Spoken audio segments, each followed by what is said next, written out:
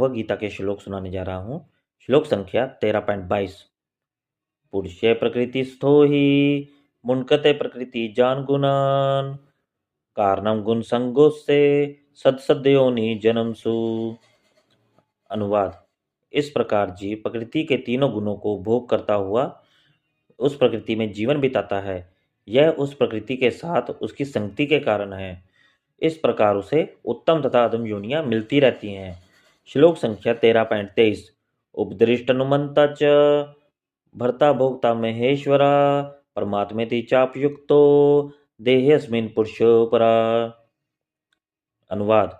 तो भी इस शरीर में अन्य दिव्य भोक्ता है जो ईश्वर है, परम स्वामी है और साक्षी तथा अनुमति देने वाले के रूप में विद्यमान है, जो परमात्मा कहलाता है।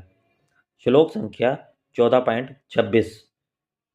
मां च यो व्यभिचारेण भक्ति योगेन सेवते सा गुणान् समति तैतान् ब्रह्मभूयाय कल्पते। अनुवाद। जो समस्त परिस्थितियों में अविचलित भाव से पूर्ण भक्ति में प्रवृत्त होता है, वह तुरंत ही प्रकृति के गुणों को लांघ जाता है और इस प्रकार ब्रह्म के स्तर तक पहुंच सकता है। श्लोक संख्या 15.7। ममेवांशो जीवलोके जीवभूते सनातने मने षष्ठानि इंद्रियाणि प्रकृति स्थानी कर्षति। अनुवाद। इस बद्ध जगत में सभी जीव मेरे शाश्वत अंश हैं। बद्ध जीवन के कारण वे 6 इंद्रियों से घोर संघर्ष कर रहे हैं, जिसमें मन भी शामिल है। श्लोक संख्या 15.15।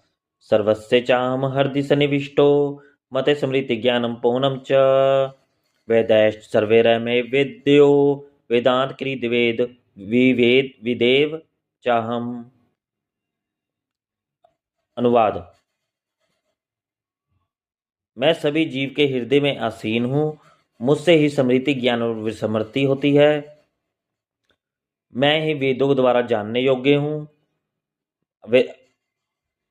मैं वेदांत का संकलन करता तथा वेदों का जानने वाला हूँ। हरे कृष्णा।